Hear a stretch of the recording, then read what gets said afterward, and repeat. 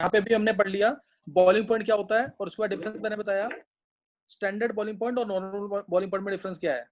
जैसे एसटीपी पे हम एसटीपी एनटीपी को दोनों को सेम मानते हैं वैसे तो, लेकिन एसटीपी का मतलब एक्चुअल में 1 बार होता है। स्टैंडर्ड प्रेशर क्या है, 1 बार लेना है। और अगर मैं बोलता हूँ एनटीपी तो नॉर्मल टेम्परेचर, नॉर्मल प्रेशर क्या लेंगे, 1 atmosphere. Normal means 1 atmosphere. 1 atmosphere 1 बार में डिफरेंस नहीं जा रहा।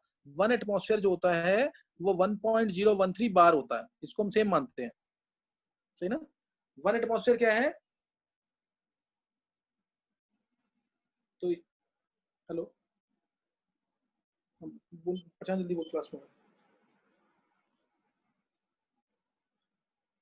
अरे तू भी क्लास में नहीं है क्या?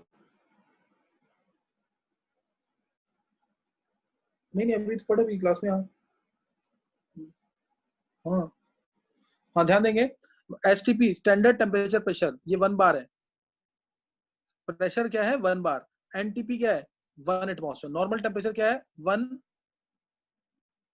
नॉर्मल प्रेशर क्या होगा, 1 एटमॉस्फेयर। 1 एटमॉस्फेयर मींस 1.013 बार, या 1 बार क्या होता है, 0.987 एटमॉस्फेयर। दोनों को सेम मानते हैं, इसलिए कई बहुत केसेस में सेम लेंगे दोनों को। तो ध्यान रखेंगे इस चीज का कि अगर 1 एटमॉस्फेयर है तो 1.013 बार, इसलिए सेम माना दोनों को, एनटीपी को और एसटीपी को, डिफरेंस नहीं जा रहा। मैं बोल रहा हूँ स्टैंडर्ड बॉइलिंग पॉइंट मींस जब वेपर प्रेशर लिक्विड का 1 बार के इक्वल है तो स्टैंडर्ड बॉइलिंग पॉइंट, और अगर 1 एटमॉस्फेयर के इक्वल है तो नॉर्मल बॉइलिंग पॉइंट। तो नॉर्मल बॉइलिंग पॉइंट, ये ध्यान रखना इसके अंदर। अभी मैंने तुम्हें डिफरेंस बता दिया यहाँ पे। अब एक डिफरेंस और नोट करेंगे, ये भी इंपॉर्टेंट है, इवेपोरेशन और बॉइलिंग पॉइंट में ये भी पूछते हैं। ये छोटी क्लासेस में पूछते हैं ज्यादा क्वेश्चंस, लेकिन तुम्हें भी पता होना चाहिए इवेपोरेशन और बॉइलिंग पॉइंट में क्या डिफरेंस है। इवेपोरेशन और boiling point, evaporation takes place at all temperatures, takes place at all temperatures. और boiling point, boiling takes place only at a particular temperature. Boiling takes place only at a particular temperature, सही ना। Boiling कब होगा, only at a particular temperature, but evaporation will take place at all temperature. हर एक temperature पे evaporation होता है, तो ये ध्यान रखना इसके अंदर, सही। तो इसमें एट ए कांस्टेंट या एट ए पर्टिकुलर टेम्परेचर, ये ध्यान रखना इसके अंदर। फिर इवेपोरेशन जो है, इट इज ए, इवेपोरेशन जो है, और इवेपोरेशन हमारा है surface phenomena. Surface of liquid से सिर्फ इन्वॉल्व होते हैं इवेपोरेशन के अंदर। Evaporation is a surface phenomena, और ये क्या है, बल्क फेनोमेना। ये बल्क फेनोमेना है। बस इवेपोरेशन स्लो प्रोसेस है और बॉइलिंग फास्ट प्रोसेस है।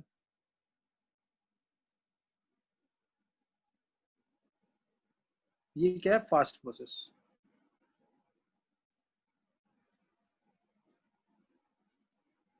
तो यहाँ पे ये बता दिया मैंने स्टैंडर्ड बॉइलिंग पॉइंट क्या है और नॉर्मल बॉइलिंग पॉइंट क्या है, वो बता दिया। और दूसरा इवेपोरेशन और बॉइलिंग पॉइंट में डिफरेंस क्या है। इवेपोरेशन क्या होगा, it takes place at all temperatures. Evaporation takes place at all temperature, but boiling takes place only at a, boiling takes place only at a particular temperature. Evaporation क्या है, surface phenomena, सिर्फ surface के molecules involve होते हैं, लेकिन boiling में bulk of the interior, even interior of the liquid is involve. फिर evaporation होता है हमारा स्लो प्रोसेस, लेकिन फास्ट प्रोसेस होता है हमारा बॉइलिंग। बॉइलिंग क्या है, फास्ट प्रोसेस, टेम्परेचर ज्यादा होता है, पर्टिकुलर टेम्परेचर होता है इसमें। तो ये ध्यान रखना इसके अंदर, इवेपोरेशन और बॉइलिंग पॉइंट में क्या डिफरेंस है। नेक्स्ट है यहाँ पे मैंने डिफरेंस तुम्हें किस किस के बता दिए हैं। एक बताया इवेपोरेशन में और बॉइलिंग पॉइंट में क्या डिफरेंस है। दूसरा बताया मैंने तुम्हें स्टैंडर्ड बॉइलिंग पॉइंट और नॉर्मल बॉइलिंग पॉइंट में क्या डिफरेंस है। और तीसरा डिफरेंस एक और बताया मैंने तुम्हें, वेपर और गैस में क्या डिफरेंस है, सही ना। तो gas below its critical temperature is called as vapour, एक लाइन याद रखनी है, gas below its critical temperature is called as vapour. अच्छा अब नोट करेंगे आगे वेपर प्रेशर से रिलेटेड कुछ टर्म्स। जैसे जल्दी जल्दी आंसर देंगे इसका। दो लिक्विड है, एक का बॉइलिंग पॉइंट है से 60 डिग्री सेल्सियस और दूसरे का बॉइलिंग पॉइंट है से 80 डिग्री सेल्सियस। तो तुमसे पूछा मैंने किसके वेपर्स 70 डिग्री सेल्सियस पे किसके वेपर, किसका वेपर प्रेशर ज्यादा होगा, 70 डिग्री सेल्सियस पे किसका वेपर प्रेशर ज्यादा होगा, लिक्विड ए का कि लिक्विड बी का। फास्ट देंगे आंसर, गर्व तेरे को देना आंसर। हाँ ए का। जिसका बॉइलिंग पॉइंट कम उसका वेपर प्रेशर ज्यादा, जिसका बॉइलिंग पॉइंट, हाँ लावण्य सही है, जिसका बॉइलिंग पॉइंट कम उसका वेपर ज्यादा। Boiling point is inversely proportional to vapour pressure. Clear? Boiling point is inversely proportional to vapour pressure. तो ऐसे छोटे छोटे क्वेश्चन पूछे जाएंगे पेपर के अंदर, तो ये तुम्हें ध्यान रखना इसके अंदर। नेक्स्ट दिया मैंने तुम्हें जैसे कर्व दे दिया,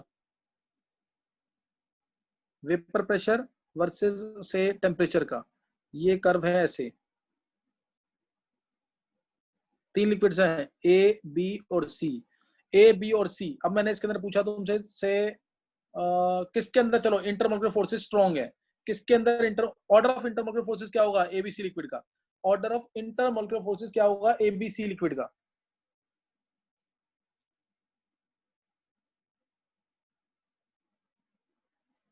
बोलो।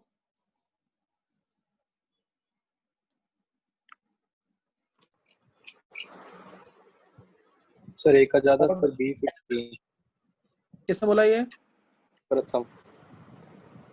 प्रथम तू सोच के तो देगा आंसर। देख ये टेम्परेचर है ना। हाँ, सी के फोर्सेस स्ट्रॉन्ग नहीं होंगे। यस सर, सॉरी उल्टा बोल दिया। हाँ, सी बी ए, ये देखना एक बार, सी के अंदर वेपर्स कब बनना स्टार्ट हुए हैं? इस टेम्परेचर पे। मान ले ये टेम्परेचर तेरा 100 है, ये 150 है, ये 200 है, तो 200 पे इसके वेपर बन रहे हैं और इसके वेपर्स का 100 पे ही बन गए, तो इसके आने फोर्सेस वीक रहे होंगे ए के। ए में 100 पे बन रहे हैं और इसमें 150 पे बन रहे हैं, इसमें 200 पे बन रहे हैं, तो इसलिए सी के फोर्सेस स्ट्रॉन्ग होंगे, बी के थोड़े वीक हो जाएंगे, ए के सबसे वीक होंगे। थोड़ा सा देख के दिया करो आंसर, छोटे क्वेश्चन है पूछते हैं पेपर के अंदर लेकिन ऐसे। नेक्स्ट तीसरा क्वेश्चन, तीसरा बोला क्वेश्चन जैसे अमोनिया बोटल्स को रेफ्रिजरेट क्यों करते हैं, इनको फ्रीज क्यों करते हैं before opening them. Ammonia bottles why they are kept under refrigerator, या इनको कूल क्यों, ठंडा क्यों करते हैं खोलने से पहले। Why ammonia bottles are kept under refrigerator before opening them. नहीं पता है?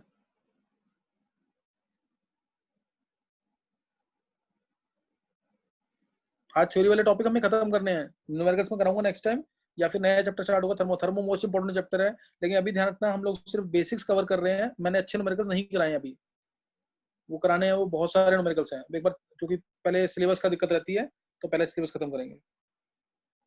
बोलो why ammonia bottles are refrigerated before opening. Simple सी बात है, रेफ्रिजरेट कर रहे हैं क्या होगा, टेम्परेचर कम कर रहे हैं, टेम्परेचर कम करेंगे तो वेपर प्रेशर क्या हो जाएगा, कम हो जाएगा, वेपर प्रेशर कम होगा तो अब अमोनिया जो है स्प्लैश आउट नहीं करेगी जल्दी, सही ना, स्प्लैश आउट नहीं करेगी, इसलिए in order to reduce the vapour pressure temperature is decreased in order to reduce the vapor pressure so that ammonia does not splash out, in order to reduce the vapor pressure so that ammonia does not splash out, तेजी से बाहर ना निकले इस वजह से। फिर दूसरा क्वेश्चन इसी टाइप का, ये भी 9th-10th लेवल पे ही है क्वेश्चन, जैसे अनियन वगैरह को काटने से पहले हम इसको ठंडा क्यों करते हैं या पानी से धोते क्यों, वॉश क्यों करते हैं इसको, why onions they are also kept under refrigerator before cutting. प्याज वगैरह को काटने से पहले भी इसको हम क्या करते हैं, धो लेते हैं या फिर थोड़ा ठंडा कर लेते हैं, किस वजह से, इससे भी क्या होगा, उनके वेपर्स निकलना कम हो जाएंगे, उनके वेपर्स निकलना कम हो जाएंगे, so that there is less tearing effect. ठंडा कर लेंगे तो टेम्परेचर कम हो जाएगा, टेम्परेचर कम होगा तो वेपर्स नहीं निकलेंगे, जिससे टीयरिंग इफेक्ट आता है ना इससे, तो वो टीयरिंग इफेक्ट जो है वो कम करने के लिए, in order to again reduce its vapour pressure so that there is less tearing effect, so that there is less tearing effect. आंसू वगैरह कम आएंगे अगर हम इसको वॉश करके अगर कट करेंगे, तो ये ध्यान रखना इसके अंदर। फिर तीसरा क्वेश्चन इसके अंदर, ये छोटे छोटे क्वेश्चन है, नोट करेंगे बाद में करेंगे इसको ढंग से, ये पूछे जाते हैं पेपर के अंदर। फिर प्रेशर कुकर प्रेशर जो है ये हमारा कुकिंग टाइम रिड्यूस कैसे करता है, how pressure cooker reduces cooking time. Open vessel में कोई चीज हम कुक कर रहे हैं तो टाइम ज्यादा लगेगा, प्रेशर कुकर के अंदर करेंगे तो टाइम कम लगता है, क्यों? कोई भी बच्चा सर हॉट एयर अंदर ही रहती है। इसका और टेक्निकल टर्म्स में आंसर देना है। सर टेंपरेचर इंक्रीज होगा, वेपर प्रेशर इंक्रीज होगा तो जल्दी बन जाएगा। देखो दर, तो इसका आंसर आता है, ध्यान देना दर, बहुत ध्यान से सुनना इसको, क्योंकि प्रेशर कुकर के अंदर जो प्रेशर होता है वो बहुत ज्यादा होता है, प्रेशर अंदर ज्यादा होता है, 2 एटमॉस्फेयर के आसपास अगर प्रेशर पहुंच जाए अंदर, प्रेशर अंदर जब ज्यादा हो जाएगा तो अब उस लिक्विड को ज्यादा हीट करना पड़ेगा, यानी वाटर को ज्यादा हीट करना पड़ेगा। तब अब जैसे पहले था पानी का बॉइलिंग पॉइंट 100 डिग्री सेल्सियस, ये कब था, जब प्रेशर था 1 एटमॉस्फेयर, सही ना। अब मान लो 2 एटमॉस्फेयर हो गया अंदर प्रेशर, 2 एटमॉस्फेयर 1.5 एटमॉस्फेयर, कोई भी हल्का सा प्रेशर बढ़ गया अंदर, क्यों बढ़ गया, प्रेशर कुकर है उसके अंदर प्रेशर ज्यादा होता है, तो अब पानी का जो बॉइलिंग पॉइंट है वो बढ़ गया। अब मान लो वो हो गया 102 डिग्री सेल्सियस। अब 102 डिग्री सेल्सियस पानी का बॉइलिंग पॉइंट हो गया, तो अब ज्यादा टेम्परेचर पे वाटर बॉईल कर रहा है, तो क्या होगा इससे? इससे क्या, इससे तो उल्टा ज्यादा टाइम लगना चाहिए कुक करने के लिए। अब तो ज्यादा टाइम लगना चाहिए ना, बॉइलिंग पॉइंट बढ़ गया अगर, तो फिर हम क्यों कह रहे हैं कि इसने कुकिंग टाइम को कम कर दिया? फिर क्यों बोल रहे हैं हम कि कम कर दिया इससे कुकिंग टाइम को, जबकि पानी का बॉइलिंग पॉइंट बढ़ गया? Pressure inside the cooker is very high, so boiling point of water is raised up, is increased, hence it takes less cooking time. फिर ये उल्टा क्यों बोल रहे हैं हम? कोई भी एक्सप्लेन कर सकता है इस चीज को? छोटी सी चीज है ये। सर वाटर वेपराइज ही नहीं कर रहा। हाँ बहुत अच्छे, किसने? कशिश ने दिया आंसर। हाँ जी सर। हाँ कशिश बिल्कुल सही है, क्योंकि अब अंदर जब अब वाटर जल्दी वेपराइज नहीं करेगा, वेपराइज नहीं करेगा तो जो रॉ मटेरियल है, चावल वगैरह जो भी है, जो रॉ मटेरियल है उसको प्रॉपर कुकिंग टेम्परेचर मिलेगा। उसको तो चाहिए ना टेम्परेचर हाई, वो कौन देगा? स्टीम देगी। तो अब उसको प्रॉपर कुकिंग टेम्परेचर मिलेगा, इसलिए वो जल्दी से पक जाएगा, वो रॉ नहीं रहेगा। समझे कि नहीं? इसलिए ध्यान रखना, पेपर में क्वेश्चन आता है, इवन ऑब्जेक्टिव्स में आया हुआ नीट के, और उसमें आंसर ये लिखा होता है कि boiling point of water is increase. वहां पे सोच ही नहीं पाते कि बॉइलिंग पॉइंट ऑफ वाटर का बढ़ गया है तो कुकिंग टाइम रिड्यूस कैसे हुआ। तो इसलिए ध्यान रखना इस चीज का। Pressure inside the cooker is very high, so boiling point of water is increased, so boiling point of water is increase, hence it will take less cooking time. बस इतना लिखा होता है। बॉइलिंग पॉइंट वाटर का बढ़ गया तो अंदर स्टीम रहेगा, तो स्टीम रहेगा तो रॉ मटेरियल को प्रॉपर कुकिंग टेम्परेचर मिल जाएगा, इसलिए वो जल्दी पक जाएगा। तो ध्यान रखना इस चीज का। तो ये इंपॉर्टेंट चीज है। हिली एरिया पे, हिली एरियाज पे, हायर ऑल्टीट्यूड पे, जब हम कोई भी चीज है उसको कुक कर रहे हैं ओपन वेसल के अंदर, तो वो कच्चा रह जाता है, क्यों? ऐसे क्वेश्चन आएगा। Why rice generally remains raw when cooked at hill stations? Why rice or any raw material remains raw when cooked at hilly areas or hill stations? क्यों हो जाता है ऐसा? क्योंकि वहां पे प्रेशर क्या हो जाएगा? कम हो जाएगा। हाँ बहुत अच्छे विधि। वहां पे प्रेशर क्या हो जाएगा? वहां पे एटमॉस्फेयर प्रेशर क्या होता है? लो होता है। जब एटमॉस्फेयर प्रेशर लो तो पानी का बॉइलिंग पॉइंट कम हो गया। पानी का बॉइलिंग पॉइंट कम हो गया, मान लो 99 डिग्री सेल्सियस हो गया। अब पानी जल्दी उड़ जाएगा, तो जो भी दाल वगैरह चावल वगैरह जो भी हमने रखा हुआ है पकाने के लिए, उसको proper cooking temperature, proper steam नहीं मिल पाएगी तो वो कच्चा रह जाएगा। इसलिए वहां पे भी हम प्रेशर कुकर वगैरह यूज कर सकते हैं। समझिए कि नहीं? बिकॉज हिली एरिया से रिलेटेड मैंने तुम्हें पहले ही बताया, कोई भी क्वेश्चन आता है तुम्हें एक लाइन लिखनी है उसके अंदर, वहां पे एटमॉस्फेयर प्रेशर लो है, वहां पे क्या एटमॉस्फेयर प्रेशर लो है, डेंसिटी ऑफ ऑक्सीजन क्या है? लेस है। समझिए कि नहीं है? तो इसलिए ध्यान रखना चीज का, at hilly area atmosphere pressure is low, so boiling point of water decreases, hence rice और any other material remains raw when cooked at hilly areas. तो इस चीज को ध्यान रखना सही ना, वाटर जल्दी वेपराइज कर जाएगा इस वजह से। तो और क्वेश्चन इसके, मान लो एक ये क्वेश्चन पूछा था पेपर के अंदर, एक ये वेसल है और लिक्विड है, सेम लिक्विड को मैंने ट्रांसफर कर, ये है 25 डिग्री सेल्सियस पे, सेम लिक्विड को मैंने ट्रांसफर कर दिया बड़े वेसल में, सेम लिक्विड को ट्रांसफर कर दिया बड़े वेसल में। ये 9th 10th या 11th वाले बच्चे भी आंसर कर सकते हैं। यहाँ पे लिक्विड ए था, मैंने इसको ट्रांसफर कर दिया सेम टेम्परेचर पे बड़े वेसल के अंदर, सेम टेम्परेचर पे बड़े वेसल में ट्रांसफर कर दिया। किसमें वेपर प्रेशर ज्यादा होगा? वेसल ए में कि वेसल बी में? वेसल ए में कि वेसल बी में? Same liquid is transferred to another bigger vessel at same temperature, in which case vapor pressure will be more. बोलो आंसर। ए के अंदर। चलो और कोई? ए किसने बोला है? सर गर्भ। गर्भ ए के अंदर?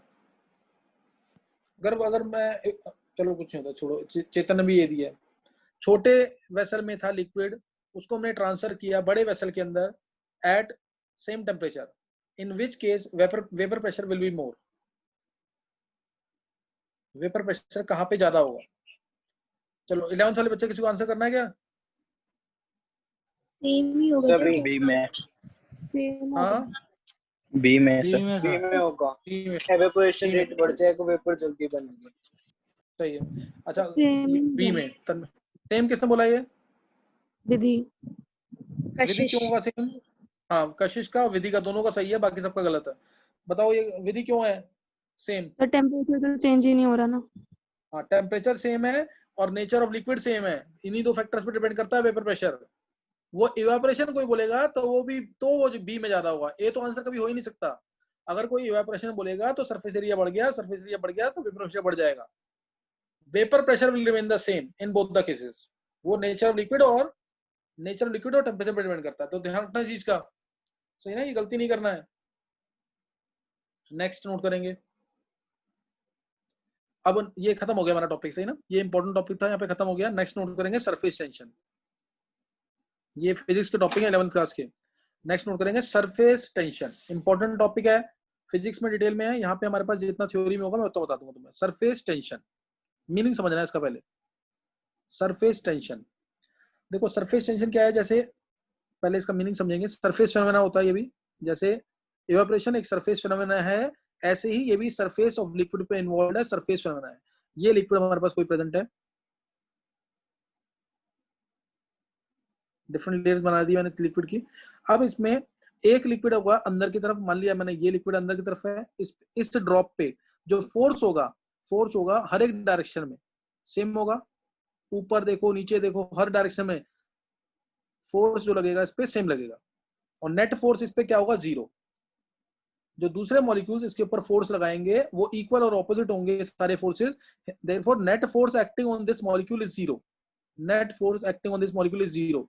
इससे इसलिए हमें कोई मतलब नहीं है। मान लिया एक लिक्विड आ गया सरफेस पे, यहाँ पे सरफेस पे अगर आ गया लिक्विड, तो इसमें क्या होगा, अब इसमें यहाँ पे फोर्स तो जीरो हो गया, लेकिन नेट फोर्स क्या इस पे जीरो होगा। अब इस पे नेट फोर्स जीरो होगा कि नहीं, जो ऊपर है सरफेस के।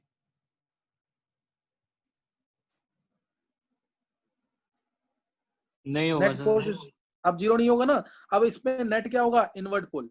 अब इसको अंदर वाले जो मॉलिक्यूल्स हैं वो अंदर की तरफ खींच रहे हैं। This molecule at the surface is pulled by the liquid molecules present in the liquid.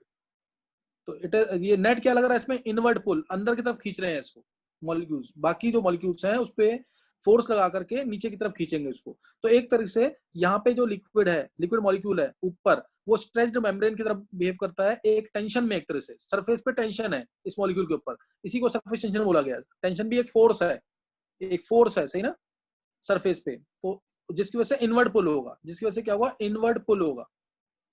और इसका फॉर्मूला होता है हमारा सरफेस टेंशन का formula force per unit length. और एल को अगर मैंने लिख दिया 1 सेंटीमीटर, एल को लिख दिया 1 सेंटीमीटर, तो डेफिनेशन क्या होगी सरफेस टेंशन की, force acting at right angles पे होता है ये, ऊपर के लेयर से राइट एंगल पे नीचे की तरफ फोर्स लगता है। Force acting at right angles along 1 centimetre length on the surface. Force acting at right angles और परपेंडिकुलर फोर्स है ये, along 1 centimetre length on the surface. This is surface tension, force acting at right angles along 1 centimetre length on the surface is called as surface tension. इसे बोलेंगे surface tension. ये मैंने बता दिया इसका मीनिंग क्या है। अब तुम ये बताओगे सरफेस टेंशन कब ज्यादा होगी, जब फोर्सेस स्ट्रांग हो लिक्विड मॉलिक्यूल्स के बीच में कि वीक हो। जब फोर्सेस स्ट्रांग हो या जब फोर्सेस वीक हो।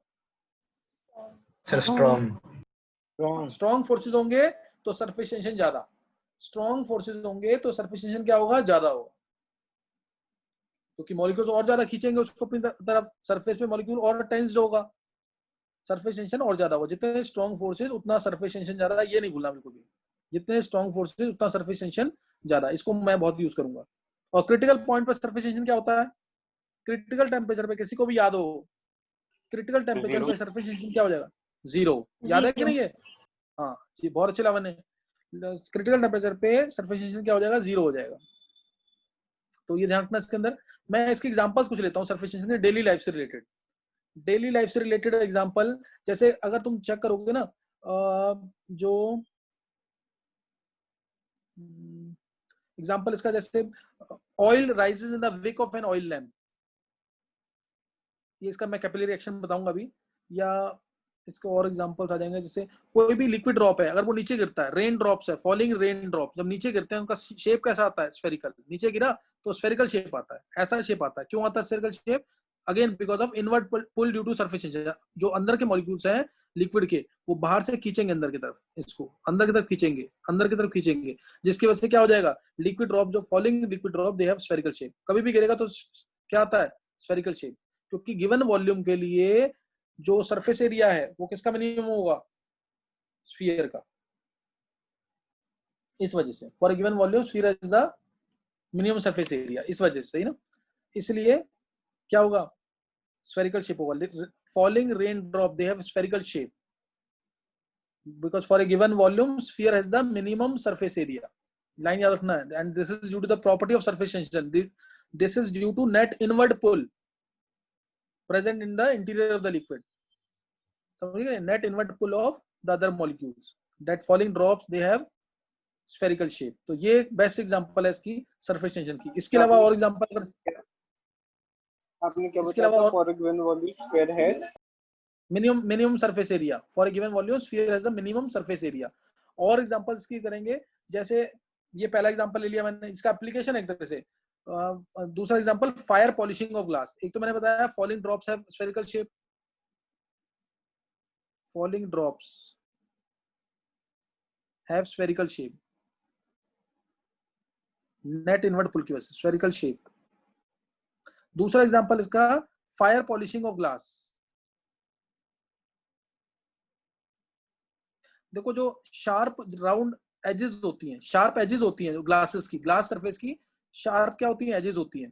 तो इसको हम क्या करते हैं, टेम्परेचर बढ़ा करके इसको हम क्या करेंगे, जो शार्प एजेस हैं ग्लास की वो काफी क्या हो सकती है, हार्मफुल हो सकती हैं। सो दे आर हीटेड अप, इसको हीट करते हैं हम, so that they acquire round shapes. जब हम हीट कर रहे हैं तो राउंड शेप भी क्यों आ रही है उसकी, same reason, because for a given volume sphere has the minimum surface area. तो sharp edges of glasses they are heated up to acquire round shapes। तो अब इससे चोट वगैरह नहीं लगेगी, ये भी होता है इससे। तो on heating they acquire round shapes और spherical shape। तो इसलिए this is called as fire polishing of glass और rounding edges of glass। rounding edges of glass ये किस वजह से हुई है, मेल्ट करते ही ये कौन सा शेप ले लेंगी, मेल्ट करते ही कूल होकर कौन सा शेप ले लेंगी, राउंड शेप्स। तो शार्प एजेस नहीं होनी चाहिए ग्लासेस की। ये कैसे पॉसिबल हुआ, जैसे ही हम इसको हीट करेंगे तो सरफेस टेंशन की प्रॉपर्टी की वजह से सारे मॉलिक्यूल्स अंदर की तरफ खींचे जाएंगे, तो मिनिमम सरफेस एरिया आएगा, वो किसका होता है, स्फीयर का, इसलिए राउंड शेप आ जाएगा वो। तो this is called as fire polishing of glass. एक और मैं एग्जांपल लूंगा, rise of liquid in a capillary tube. उससे पहले तीसरा एग्जांपल ले लेते हैं, rise of liquid in a capillary tube. दो एग्जांपल मैंने ले लिया है, तीसरा third example, rise of liquid in a capillary tube। ये तो सबको डेली लाइफ से रिलेटेड जो एग्जांपल है वो पता होंगे सारे example. Rise of liquid in a capillary tube, अगर तुम चेक करोगे कैपिलरी रिएक्शन सबने सुना हुआ, कैपिलरी रिएक्शन जैसे तुम कोल्ड ड्रिंक्स वगैरह लेते हो या फिर जूसेस वगैरह लेते हैं हम, तो उसमें हम क्या डालते हैं, स्ट्रॉ डालते हैं। स्ट्रॉ जैसे ही डालेंगे अंदर तो थोड़ा बहुत लिक्विड उस स्ट्रॉ के अंदर राइज कर जाता है। This is the only capillary reaction, ये कैपिलरी रिएक्शन है। तो ये डेली लाइफ से रिलेटेड एग्जांपल है, समझिए कि नहीं है क्यों राइज करता है, again because of the property of surface tension due to inward pull by the other molecules, by the other molecule. जैसे ये ना, मैं एक एग्जांपल ले रहा हूँ, ग्लास एक वेसल है, ये लिक्विड है, यहाँ पे मैंने सपोज ग्लास ट्यूब डाली यहाँ पे, तो क्या होगा इसमें जो दूसरे मॉलिक्यूल्स हैं, अभी इसके अंदर कुछ वाटर राइज कर जाएगा, इसके अंदर कुछ वाटर, क्या यहाँ जो मॉलिक्यूल्स हैं, इधर जो मॉलिक्यूल्स हैं उसको इनवर्ट पुल देंगे इधर की तरफ।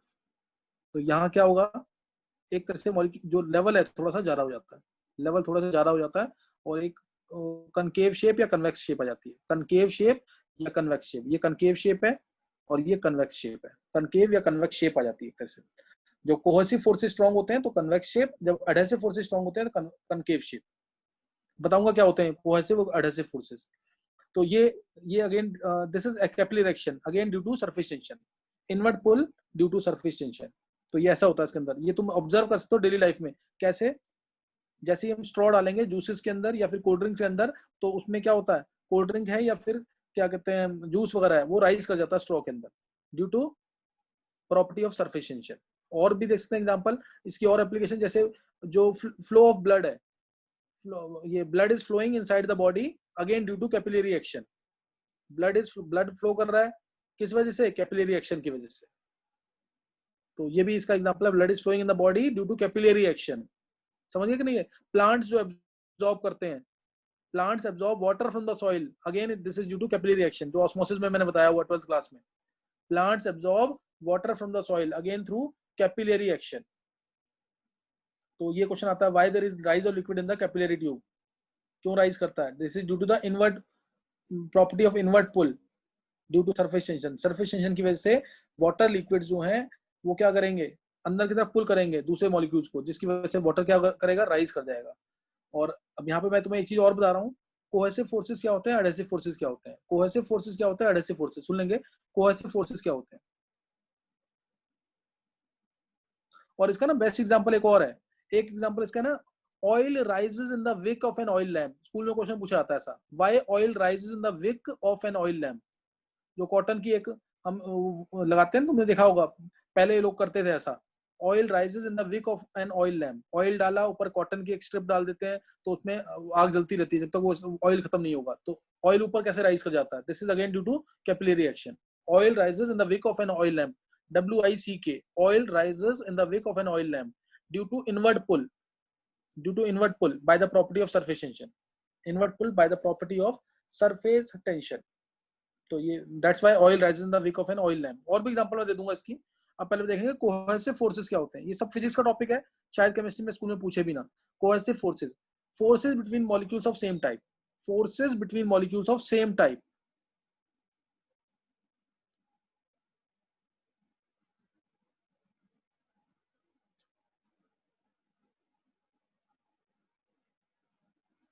ये कोहेसिव फोर्सेस है, forces between molecules of same type. ये कौन से फोर्सेस हैं? Cohesive forces.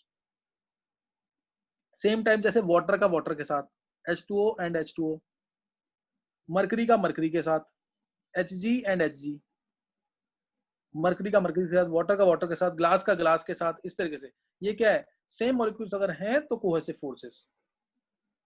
सही ना? वाटर का वाटर का फोर्स इतना स्ट्रांग नहीं है जितना मरकरी का मरकरी के साथ। मतलब वाटर का, तुम खुद देखो, वाटर का वाटर के साथ 2 ड्रॉप्स पड़ी हुई हैं दूर दूर, तो कंबाइन नहीं करेंगे, लेकिन जैसे ही तुम हल्का सा इनको पास ले आओगे तो ये कुछ इंस्टेंट के बाद कंबाइन कर जाएंगे।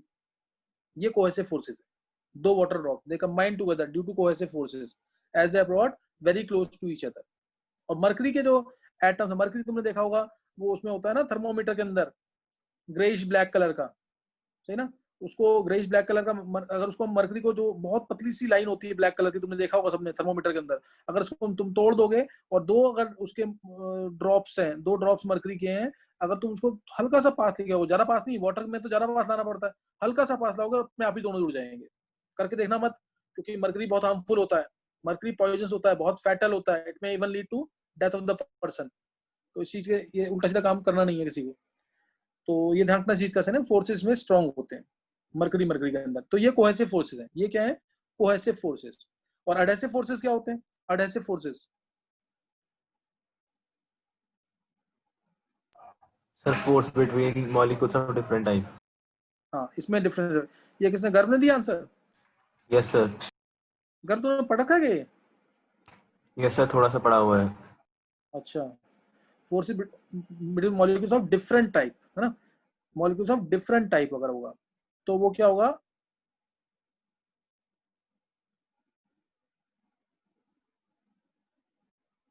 Adhesive forces. वो एडहेसिव फोर्सेस है। और उसको याद कैसे रखोगे? अच्छा, एडहेसिव वर्ड तुमने डेली लाइफ से रिलेटेड एग्जांपल सुने होंगे बहुत। एडहेसिव हम कहाँ यूज करते हैं वर्ड एडहेसिव? फेविक्विक। और अच्छा, ये सुना कर तुमने, फेविस्टिक है, हाँ फेविस्टिक है, फेविकॉल है, या फिर फेविस्टिक, फेविक्विक, ये सब जो है इसमें एडहेसिव लिखा होता है ना एडहेसिव, क्योंकि इसमें बहुत सारी चीजें मिली होती हैं। ये एडहेसिव फोर्सेस है, forces between molecules of different type. जैसे ग्लास का वाटर के साथ, जैसे ग्लास का वाटर के साथ, सही ना, ग्लास का मरकरी के साथ, ये क्या एडहेसिव फोर्स। कई बार ये स्ट्रॉन्ग भी होता है, कई बार वीक भी होता है। जैसे ग्लास का वाटर के साथ फोर्स क्या होता है? स्ट्रॉन्ग होता है। ग्लास का मरकरी के साथ फोर्स क्या होता है? वीक होता है। मरकरी में स्ट्रॉन्ग होता है, मरकरी ग्लास में वीक होता है। सही ना? ग्लास का ग्लास के साथ वीक होगा एज कम्पेयर टू ग्लास का विद वाटर। तुम देखो, सोच के देखो, बार ग्लास में पानी लिया तुमने, ग्लास में पानी लिया, पानी को फेंक दो, क्या पानी सारा निकल जाता है बाहर? कुछ रह जाती है ड्रॉप्स अंदर, कुछ ड्रॉप्स अंदर रह जाती है ना, तो वो एडहेसिव फोर्सेस की वजह से। That is because of adhesive forces. Clear? That is because of adhesive forces. थोड़ा सा वो अंदर रह जाता है। यही एडहेसिव फोर्स का एग्जांपल है। सही ना? ये एडहेसिव फोर्स का एग्जांपल है। और जैसे तुम अभी, मैं जैसे इसमें लिख रहा हूं, मैं अभी मैं ऐसे आईपैड पे मैं ऐसे लिख रहा हूँ तो इसमें एडहेसिव फोर्सेस ही हैं जिसकी वजह से मैं लिख पा रहा हूँ, सही ना। स्टाइलस से जो मैं लिख रहा हूँ यहाँ पे, तो ये इसमें तुम्हें दिखाई दे रहा है ये किस है, बिकॉज ऑफ एडहेसिव। मार्कर से मैं लिखता हूँ बोर्ड पे, तो वो कौन से फोर्सेज हैं, इंक में और बोर्ड में कौन से फोर्सेज हैं, एडहेसिव फोर्सेज। पेंट कर रहे हैं हम किसी चीज को, तो पेंट कर रहे हैं वॉल पे, तो कौन से फोर्सेज होंगे, एडहेसिव फोर्सेज होंगे। यही एडहेसिव फोर्सेज का एग्जांपल है, सही ना। दो जैसे ब्रिक्स को हम जोड़ते हैं सीमेंट से, तो वो भी कौन से फोर्सेज हो जाएंगे, एडहेसिव फोर्सेज। एडहेसिव फोर्सेज बहुत स्ट्रॉन्ग भी हो सकते हैं और वीक भी हो सकते हैं, और कई कई जगह यूजफुल भी हो सकते हैं, कई जगह हार्मफुल भी हो सकते हैं। यही एडहेसिव फोर्सेज, ये क्या है, एडहेसिव फोर्सेज। तो पहला एग्जांपल मैंने अभी ले लिया, rise of liquid in a capillary tube. Adhesive forces strong होंगे, अगर एडहेसिव फोर्सेज स्ट्रॉन्ग होंगे तो क्या होगा, और कोहेसिव फोर्सेज स्ट्रॉन्ग होंगे तो क्या होगा, ये पता होना चाहिए तुम्हें। देखो कोहेसिव फोर्सेज अगर स्ट्रॉन्ग होते हैं तो कन्वेक्स शेप आती है, सही ना। जैसे मैंने अगर ले लिया, वो ले लिया मैंने मरकरी, तो इस केस में मैं समझा रहा हूं तुम्हें कि यहाँ पे क्या आएगा, कन्वेक्स शेप आएगी, ये कन्वेक्स शेप आएगी इसमें, समझ कि नहीं। और अगर मैंने कैपिलरीज को डिप किया वाटर के अंदर, तो उसके ग्लास है, तो फोर्सेस स्ट्रॉन्ग होते हैं, एडहेसिव फोर्सेस स्ट्रॉन्ग। इसमें क्या है, कोहेसिव फोर्सेस, मरकरी के केस में, यहाँ मरकरी है अगर, तो कोहेसिव फोर्सेस स्ट्रॉन्ग है, are stronger than adhesive forces. यानी मरकरी में फोर्स ज्यादा स्ट्रॉन्ग है than in between mercury and glass, जो ग्लास की हमने कैपिलरीज यूज की है। इसीलिए क्या होगा, कन्वेक्स शेप आती है, कन्वेक्स शेप आएगी। और अगर मैंने वाटर लिया होता यहाँ पे, अगर वाटर लिया होता तो शेप ऐसी आती, सही ना। तो शेप ऐसी आएगी, वो कनकेव शेप होगी। वो कैसी शेप होगी, कनकेव शेप। अगर हमने क्या लिया होता, वाटर लिया होता, वाटर का ग्लास के साथ फोर्स स्ट्रॉन्ग होता है, इसलिए कनकेव शेप आती है। तो शेप क्या आती है, कनकेव शेप। समझिए कि नहीं है। तो एडहेसिव कोहेसिव फोर्सेस जो है, ये बहुत डिटेल में तो नहीं था हमारे पास, लेकिन हमने जितना किया इतना सफिशिएंट है, इतना सफिशिएंट है ये, सही ना। तो अब इसमें भी मैं फैक्टर्स इफेक्टिंग भी बताऊंगा, लेकिन और एग्जांपल्स इसकी ले सकते हैं, और एग्जांपल्स इसकी जैसे सरफेस टेंशन की। हाँ, डेली लाइफ से रिलेटेड एग्जांपल ये भी है, जैसे इंसेक्ट्स वगैरह जो है पानी में जाते हैं, पानी में फ्लोट करते हैं। तुमने देखा होगा मॉस्किटोज जो हैं ये पानी में फ्लोट कर रहे हैं, किसकी वजह से, because of property of surface tension, ये सरफेस टेंशन की वजह से ही है। ऐसे ही और एग्जांपल्स इससे रिलेटेड, और एग्जांपल्स, हाँ एक एग्जांपल ना, ये कुछ एक्सपेरिमेंट भी करते थे, जैसे सोप फिल्म्स के साथ, क्या लिया, एक वायर ली, उसको मोड़ करके इस फॉर्म में ले आया, ऐसे इसको इस फॉर्म में ले आए, इसको सोप वाटर के अंदर डिप करोगे तो तुम्हें पता है कि यहाँ पे क्या बन जाएगा, कुछ इसके अंदर ना ये ऐसे सोप की फिल्म आ जाएगी एक, ये सबको पता होगा, अंदर क्या आ जाएगी, सोप की फिल्म। ये सोप की फिल्म आ जाएगी पूरे इसके अंदर, ये सोप की फिल्म आ गई। फिर इसके अंदर तुम एक थ्रेड डाल दो, अंदर क्या डाल दो, एक थ्रेड डालोगे ना जैसे इसके अंदर, तो थ्रेड ना एक इरेगुलर, एक अनइवन शेप ले लेगा ऐसे थ्रेड, ये कोई अनइवन शेप ले लेगा थ्रेड। और जैसे ही तुम इसको प्रिक करोगे, जो थ्रेड वाला एरिया है, जैसे ही तुम इसको क्या करोगे, प्रिक करोगे, इसको प्रिक कर दिया ऐसे, रेड वाला डॉट दिख रहा होगा सबको, जैसे ही तुमने इसको प्रिक किया ना, तो इधर से सारा का सारा जो सोप था, फोम था, वो हट जाएगा, ये पूरा एकदम वेकेंट हो जाएगा ये वाला एरिया, जितने एरिया में थ्रेड था। और थ्रेड जो है इमीडिएटली कौन सी शेप ले लेगा, स्फेरिकल, ये ऐसा हो जाएगा थ्रेड। अब थ्रेड जो है, अब वो मैं ये हटा रहा हूं यहाँ से, जो येलो वाला है ये ले लेगा ऐसी shape, spherical shape, again due to the property of surface tension, क्योंकि दूसरे मॉलिक्यूल जो है उसको एक तरह खींचेंगे।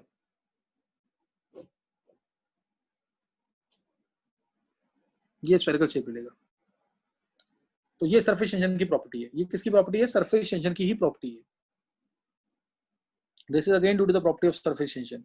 जैसे तुम अगर बोलोगे ना एग्जांपल में, ये जो पिन्स वगैरह होती हैं, ऑल पिन वगैरह को तुम अगर डालोगे पानी के अंदर तो क्या हो जाएगा, सिंक कर जाएगी, डूब जाएगी।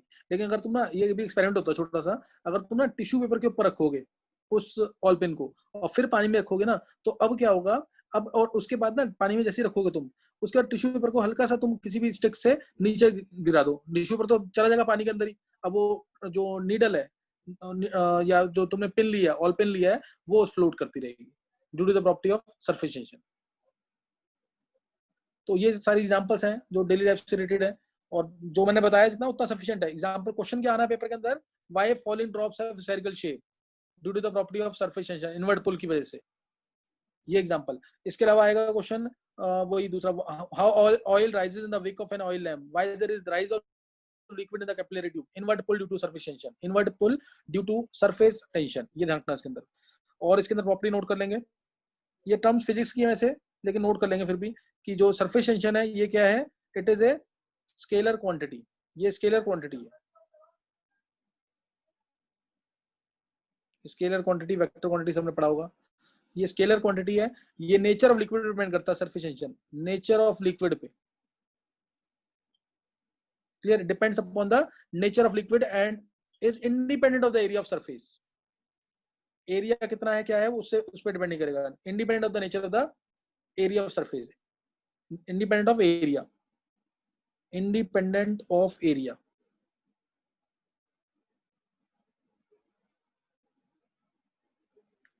एरिया के इंडिपेंडेंट है, इंडिपेंडेंट ऑफ एरिया, सही ना। तो यही पॉइंट्स हैं। इसके अलावा surface tension become zero eight critical temperature, surface tension decreases with rise in temperature, surface tension decreases with rise in temperature and becomes zero at critical temperature, become zero at critical temperature, become zero at critical temperature, ये point याद रखना इसके अंदर। फिर इसके अलावा एक question bits में आया था, एक मिनट क्वेश्चन सुनेंगे। अगर इनसॉल्युबल इंप्योरिटीज है, सपोज पानी के अंदर मैंने कुछ इनसॉल्युबल इंप्योरिटीज डाल दी, अगर इनसॉल्युबल इंप्योरिटीज हैं तो सरफेस टेंशन हमेशा डिक्रीज करेगा, ध्यान रखना चीज का। In case if we have insoluble impurities in water, अगर insoluble impurities हैं पानी के अंदर या फिर किसी और लिक्विड के अंदर, तो surface tension always decreases in presence of insoluble impurities। ये बिट्स का क्वेश्चन है इंपॉर्टेंट। और अगर soluble impurities हैं तो क्या होगा, in case if we have soluble impurities तो क्या होगा, सॉल्युबल इंप्योरिटीज के केस में क्या होगा, थोड़ा फास्ट बोलेंगे। सॉल्युबल इंप्योरिटीज अगर है,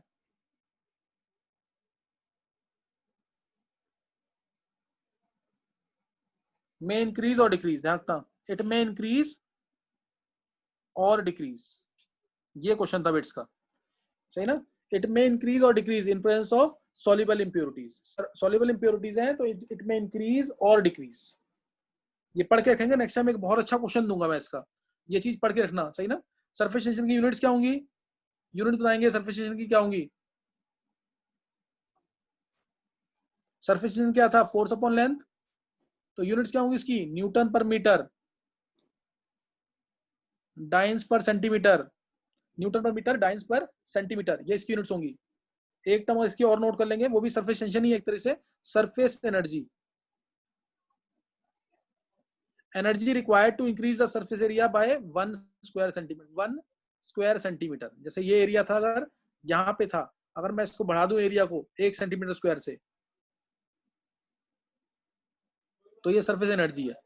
work done to increase the surface area by 1 square centimetre, work done to increase the surface area by 1 square centimetre. Units इसकी भी क्या होंगी, वर्क डन, सरफेस एनर्जी की क्या होगा, ये होगा वर्क अपॉन में area, work per unit area. Work क्या होता है, फोर्स इनटू डिस्टेंस यानी फोर्स इनटू लेंथ, एरिया क्या होता है, एल स्क्वायर, इससे cancel, force upon length same चीज आ गई, यूनिट सेम आ जाएंगी इसकी, न्यूटन पर मीटर या